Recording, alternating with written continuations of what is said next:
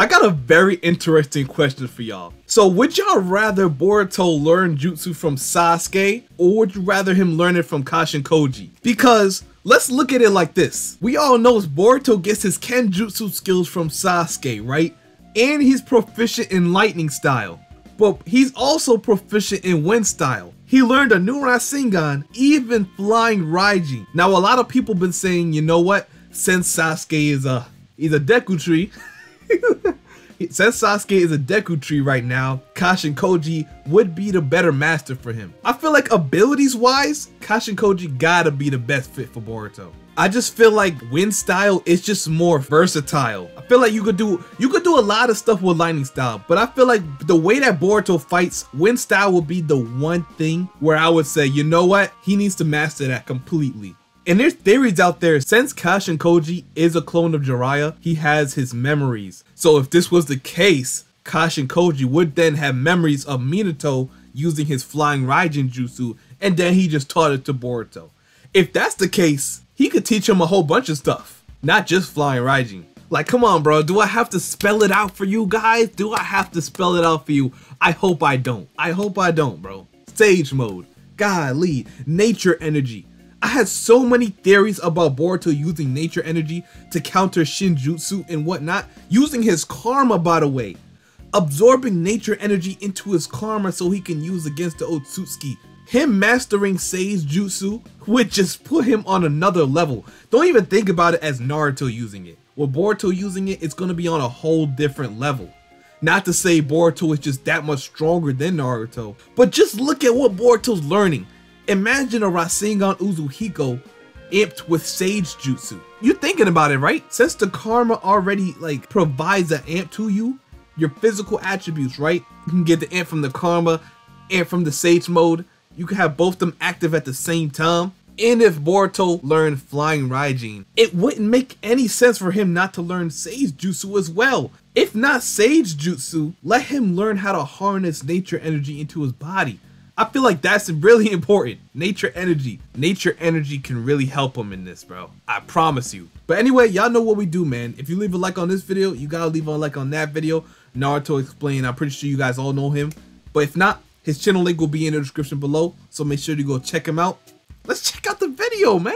Yo, what's going on, everybody? It's your boy Naruto Explained here, bringing you guys another Boruto 2 Blue Vortex discussion. Today, I want to talk to you guys about the big reveal that we got in the last Boruto manga chapter, which is this reveal that KASHIN Koji, he's alive, and while there are some people that are pissed off that him being alive seems to have come at the expense of Sasuke Uchiha, the last real Uchiha alive, because since KASHIN Koji... Now, I feel like it was gonna happen anyway, man. You know, Sasuke was already foreshadowed since Naruto was gone. I felt like Kishimoto was kind of gonna get rid of him at one point. Well, not kill him off, but like kind of take him out of the story in a way. You see, they got nerfed together, right? Since they got nerfed together, they gotta get taken out of the story together. If not at the same time, pretty close from one another. And KASHIN Koji coming back is a pretty good plot twist because we all thought him to be gone after what happened with him and JOUGAN. So him to come back and help Boruto like this, I ain't gonna lie, I like that. I like that a lot. I also have a video coming out regarding Boruto's time travel because I do think, if not time travel, Boruto at one point is going to have a time where he either sees events from the past or from the future, if it didn't happen already.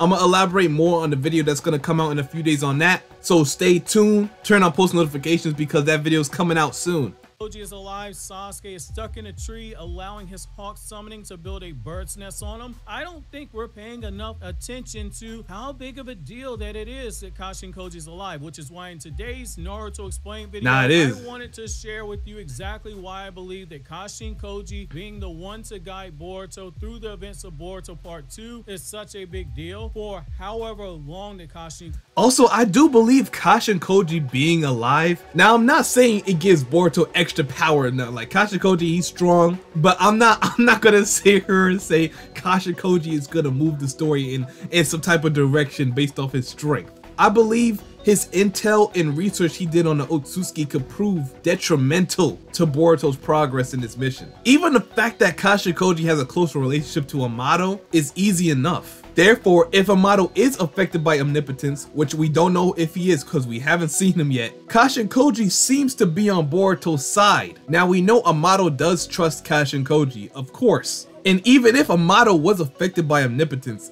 it wouldn't affect his memories on Kashin Koji. So if Kashin Koji trusts Boruto, it would kind of have Amato kind of questioning everything. At the end of the day, if you can get Amato on Boruto's side too, that's a lot of brain power right there. I'm not even saying strength, just brain power to figure everything out. At this point, Boruto, he knows he's gonna have to be the brawn and let Amato and him be the brains. So it's no wonder Kashin Koji kind of got upset about Boruto for pushing himself too far. Because if he did go down in that dimension, it was kind of over. There's a lot of things he could have meant by that. But at the end of the day, Boruto, he's just that guy who's just gonna have to stay up. If he goes down, it's all over. I'm not even gonna cap. Koji's going to be around. This is actually good writing. So let's just start with the biggest thing that we have here, which is that Kashin Koji being alive, it gives us the most obvious straight line answer to Boruto learning the Flying Raijin, while also building on a key concept that we had in Boruto Naruto Next Generation, which is this whole concept. It's the only way it makes sense, bro. Kashin Koji is Jiraiya's clone. We saw both during the battle with Ishiki and the subtle hints before that Kashin Koji had memories of Jiraiya inside of him, even though they were fragmented and he couldn't make full sense of them. He was still in possession of those memories, and they were starting to flood back. Yeah, it's the memories, bro. It has to be. In real life in the scientific community, which is that memories can be contained in genetics, and we saw how Boruto has played with this because Delta is a clone of Amato's daughter, who is specifically stated to have the memories of Amato's daughter. The only thing she was lacking was her soul. It's not terribly hard to draw a straight line from Boruto learning the Flying Raijin to this, because you can just write it off as Jiraiya knew the mechanics of how to perform the jutsu, how the jutsu worked, only he didn't actually master the jutsu itself. Bro, and it makes even more sense. Peep this. If Amato did any type of research, right? Because we know Jiraiya was not alive in the 4th grade Ninja War. So he probably wouldn't be able to see this, or Kashin Koji probably wouldn't know this. But just relying strictly on Amato, right? If he done his research correctly, we all know when Obito absorbed the 10 tails into his body, you could not attack him with regular ninjutsu. Same thing with the Shinju. Being born from the 10 tails, he's only weak to, or they're only weak to, Sage Jutsu. We've seen it in the war. Naruto found out that Sage Jutsu was his weakness. Everything else didn't work, but Sage Jutsu somehow worked. Now, if you could teach that to Boruto and have him imp it up with his karma, him probably knowing the strongest form of Rasengan or something like that, that's really important for this fight. You're going against 10-tailed beings, bro. You have to learn how to harness this nature energy to use against them. If Boruto doesn't have his own Shinjutsu at this point, I feel like regular ninjutsu is not going to work against these guys. We all know that. Regular ninjutsu is not going to work against them, right? So since we already know that Sage Jutsu is a way to hurt them, we don't know any other way. There could be a lot of ways to hurt them, but Sage Jutsu we know for sure is a way. Why not have him learn Sage Mode? Why not let him learn or how to master nature energy? It makes too much sense, bro. I think we're gonna get it. Take it a step further and say because of the high chakra cost that Flying Raijin requires, just to do the basic teleportation. Flying Raijin is important too. I'm happy he learned that. Takes an enormous amount of chakra just to use basic teleportation, which should make you look at Minato spamming the jutsu in the way that he did that much more impressive. You have wiggle room to play with here, but let's take it a step further. Kashin Koji being around also continues to build on something that started before Boruto, but you'll have brain dead Boruto haters who regurgitate the same talking points they hear the same 3 or 4 creators say, or that they'll see on a TikTok or they'll see on Reddit or something from people that are really exposing themselves for not being familiar with the Naruto lore. They'll tell you that all this stuff started with Boruto Naruto Next Generations, that cloning started here and all the conflicts started with cloning in Boruto Naruto Next Generations, and that it was shoved in our face because of Boruto Naruto Next Generations. However, the truth is that It started with Naruto Gaiden, the 7th Hokage in the Scarlet Spring, which is better known as Naruto chapters 701 to 710, or the Shin-Uchiha arc in Boruto's anime. Back in 2015, Kishimoto drew those 10 chapters to finish out Naruto's story in manga format as bonus chapters, and the theme of genetics was a huge part of it, and the reveal that Orochimaru was conducting cloning experiments this entire time, and we had the whole moral debate that was going on in the backdrop of those chapters with Sasuke and Orochimaru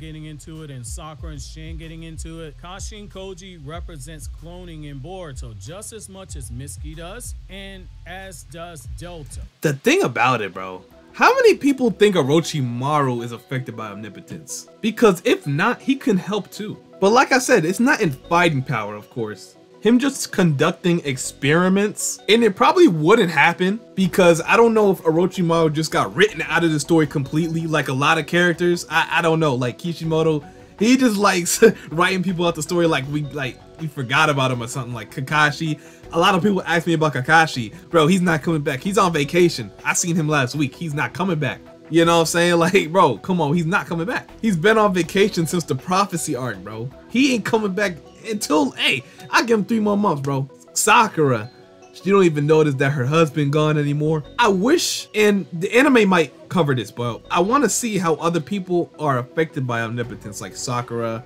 Orochimaru, people like that, like Kakashi too. Like rumor going around that Naruto is dead, like your student. You know what I'm saying? I know I'm not tripping, but I know a lot of people want that. And here's where the anime had the chance to do something that the manga didn't. And I feel like it's going to be a big plus if they do. You see, if the anime isn't going to come back until like early 2025, then it has the chance to do something that the manga didn't do. By that time, we should be decently into Two Blue Vortex. So that means there'd be no reason for the anime to even have any filler. You know, you got one more arc. Code needs to come back to Konoha. Then we need to have that whole thing with the Ada introduction. Then the prophecy arc begins. Then straight to Two Blue Vortex. Now, if you want to add like an anime only arc in it, that's fine. You know, like maybe 1 or 2. But let's not drag it, bro. Let's not drag it like we used to. Like, come on. Come back strong in this anime and make it a top 5 anime out. It already is. Like, when Boruto is adapting the manga canon, it's a top 3 anime out. Like, no debates. But once it gets into like the filler and the anime canon stuff, it gets kind of shaky, you know? The animation starts to drop. Y'all know what I mean. But if we stay on track, it's gonna be up there with JJK. Boruto is up and down because it's a weekly anime. So if you gotta go seasonal, go seasonal. And I don't know how this turned into an anime rant, but I'm happy it did. I'm happy I talked about it because I just felt like that needed to be said. But 2 out of those 3 clones have ties back to Amato, which is really important, and it's why we need to appreciate Kashin Koji being back in the story in the capacity that he has been. Genetics is something that Boruto Naruto Next Generations has had in our face for the entire time, from the Karma Seal being revealed to be a tool used by the Otsutsuki to extract the genetics of the Otsutsuki. Sage mode with the Karma. Man, I can't wait to see that, bro. To Kawaki was done by Amato to give Kawaki the Karma. You see, a big Rasengan like that, child's play. Child's play. You see, that's just off of him activating Sage mode. Y'all have to realize the amp you get from Sage mode. When Naruto learned Sage mode and he mastered it, he was chucking Rasen shurikens everywhere, bro. I'm trying to tell you. Karma amp, him learning Sage mode, unstoppable. Already unstoppable. Already, bro. Once again playing with genetics to reverse engineer the Karma Seal onto Kawaki. Kashin Koji, before he died, was beginning to get back the memories of Jiraiya from Jiraiya's past life, and it was stated by Ishiki that Kashin Koji likely had more unfinished business with Amato, who just happens to be at the center of the efficacy of genetics in Boruto Naruto Next Generations and the efficacy of science in general when it comes to what's being shown to us in the Boruto era. It's something that we do have to sit back and think about, because Kashin Koji being alive means that the unfinished business with Amato, it will come back center stage, and it just happens to be during a time where Amato is planning once again to do something unethical, which is he plans to revive his daughter. Now, face value, you might hear that and go, hey, wait, what's the problem there? The guy just wants his daughter back. There's something wrong with that. But look at the debates that the story has had when it comes to the subject of cloning. Mitsuki is a clone, yet Mitsuki is human. I feel like that's gonna go all wrong. That's gonna go all wrong. Fabrications and Boruto's anime were struggling with. They're playing with the whole concept of, hey, do clones even have a heart? Are they actually human? Kashin Koji himself was seeking answers into the meaning of his existence. And that brings us to Delta. She might have a nasty temper, but at the end of the day, she's still a clone. She has her own personality, and we see that Amato is disappointed in her because she doesn't have the soul of his daughter. She looks like her, she sounds like her, and she has her memories, but she is not her. Delta is Delta. Akabe is Akabe, and there within lies the moral dilemma. When Kawaki implants his karma seal onto her, Delta at each passing moment will have her soul erased, and it will be replaced with Akabe's soul. She has no say in the matter. Amato views her as expendable for the sake of his own desires, which is to see his daughter brought back to life. That's the morality, and the lack of choice in the matter is going to be something that Kashin Koji is going to be in a unique position to take advantage of from that narrative perspective, because he's been on the other side of the gun when it comes to Amato. He is a clone of Jiraiya. He was sent on a suicide mission and misled by Amato. He's not going to take too kindly to Amato doing something similar to someone else, playing God and deciding who lives and who dies. Now, taking it a step further, so it is something with Kashin Koji, bro. I mean, when Amato was trying to clone his daughter and failed, he said, yeah, this is not my daughter.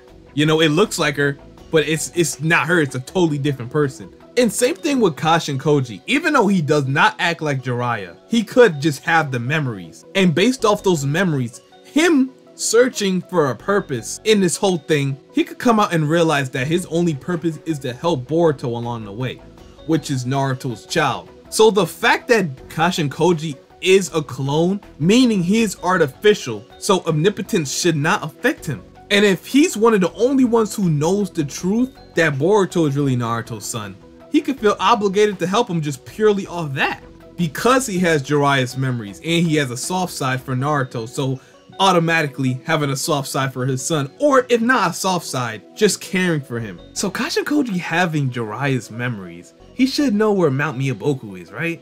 Do you think he went there? I don't know. Hey, I'm just so excited, bro. I need this Sage Mode Boruto. I need this propaganda I need to press it on, bro. I need to press it on, because I feel like it's gonna happen. One way or another, it's gonna happen. I'm just waiting for it. Kashin Koji is best suited to train Boruto opposed to someone like Sasuke because of life experiences. Probably. Sasuke might have fought more Otsutsuki than Kashin Koji and has done a whole hell of a lot better fighting Otsutsuki than Kashin Koji. Kashin Koji was there inside a car watching as Code and Kawaki were being trained by JOUGAN. The thing is, I feel like Kashin Koji could teach Boruto a little bit more than what Sasuke can, because it looks like Kashin Koji is trying to dabble in some Minato jutsu after all. And since he has a memory of this, he could probably teach Boruto more of Minato's moves. But like I said, it looks like Kashin Koji is only teaching Boruto moves that is gonna help him in fights with the Otsutsuki, or to counter Shinjutsu, because him learning the UZUHIKO could counter from somebody touching him,